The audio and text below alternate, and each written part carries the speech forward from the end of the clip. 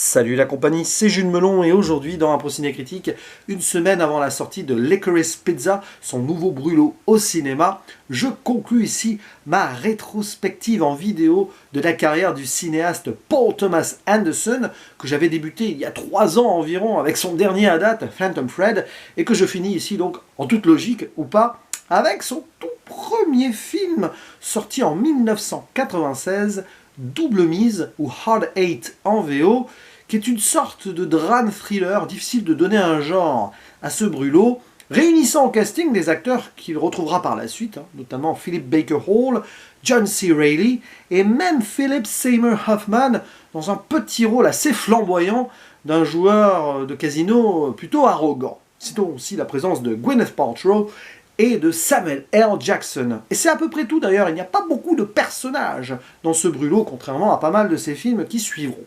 Pas tous.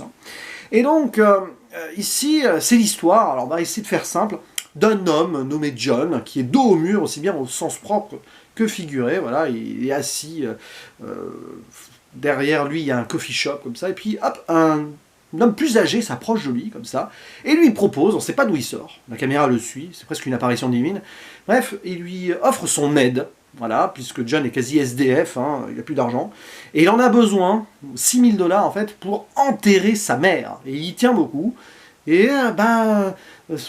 cette étrange personne qui lui offre donc ses services, plus ou moins, qui s'appelle Sidney, va essayer de lui parler, lui offre un café d'abord, et puis lui confier 50 $ et l'amener à un casino à Las Vegas afin qu'il fasse fructifier cet argent, lui apprendre à bien jouer, avec méthode et tout, afin de gagner beaucoup, mais peut-être pas autant que prévu, 6 000 $ ce sera dur.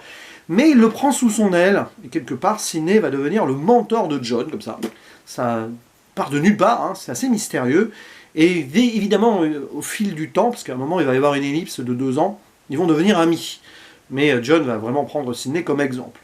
Et donc, après ces premiers événements, sans en dire plus, parce que je ne dévoile pas grand-chose en disant cela, John va rencontrer Clémentine, qui est éventuellement aussi une protégée de Sidney, elle l'appelle Capitaine, et peut-être tomber amoureux de cette fille, et Sidney va essayer de l'aider elle, et de l'aider lui, faire en sorte qu'ils soient ensemble, qu'ils vivent une bonne vie.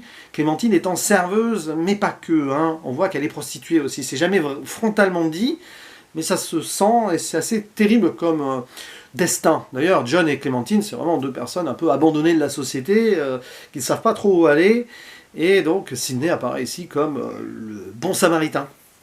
C'est bizarre. On se demande s'il n'y a pas des idées derrière quand même, mais bon, ça je n'en dis rien. Et c'est un film particulier, alors il faut savoir que, il dure quoi, 1h40 ? Et que Paul Thomas Anderson, sur sa version finale à lui, mais il n'est pas producteur, donc il s'est fait avoir, ça durait 2h30, c'était beaucoup plus contemplatif, il y avait certainement des choses qui étaient développées, et hop, sur le montage final, on l'a évacué du projet, et ça a donné ceci, donc charcuté de 50 minutes. Ce serait intéressant de savoir si quelque part, un jour, existe-t-il cette Director's Cut, pour peut-être le voir dans son ensemble, bon, ça m'étonnerait, mais pourquoi pas. Parce qu'on le sent quand même dans le film que ça a été coupé sur certaines choses, c'est presque dommage, et ça dénote avec le ton contemplatif posé de certains moments. Cependant, malgré tout, c'est peut-être ça la magie du film de Paul Thomas Anderson, sa façon d'écrire, de traiter ses personnages, de diriger ses acteurs, ça marche, parce que on a cette tragédie américaine là, qui se déroule sous nos yeux, et cet homme, mais bizarre, dont on ne sait pas grand-chose, du moins au début du film, sauf son nom, Sidney. On sait après, on apprend un petit peu son histoire personnelle, mais vite fait, vraiment. C'est bizarre de le voir intervenir comme ça dans le destin de 2 âmes perdues. C'est presque touchant, c'est très touchant même. Et on voit à quel point, de toute façon, quoi qu'on puisse faire, on essaye d'aider, de réparer les choses, d'offrir comme ça peut-être un espoir aux gens, mais c'est pas si simple. Et John et Clémentine, quoi qu'il arrive, à un moment, on sent quand même qu'il y a quelque chose de pesant en eux. Vont-ils finir ensemble? Oui, non, et peut-être va-t-il se passer des choses, ça j'en dis pas plus, mais évidemment, il y a ce côté polar thriller à un moment qui intervient au film. Le personnage de Jimmy, aussi, qui est là en trouble-fête, joué par Samuel L. Jackson. On le voit assez détestable, un peu sexiste et tout, alors que Sidney, lui, il veut protéger Clémentine. Enfin, on sent que ça, c'est le ver dans le fruit, et c'est difficile. Mais aussi cette obsession du jeu qui est à peine traitée. Peut-être que ça c'est plus développé justement dans la Director's Cut, je ne sais pas. Mais non, sincèrement, c'est un film passionnant à suivre, parce que Paul Thomas Anderson, et puis il y a sa mise en scène, alors forcément elle n'est pas aboutie dans le sens où il doit y avoir des moments plus, etc. Mais il y a déjà des petites finesses qui sont propres à Monsieur PTA, quelques plans séquences qui suivent souvent le personnage de Sidney d'ailleurs, derrière comme ça, il envahit les tables de jeu, puis il va d'un point A à un point B. Je pense que ces scènes sont d'autant plus longues d'ailleurs dans la version qu'il voulait sortir.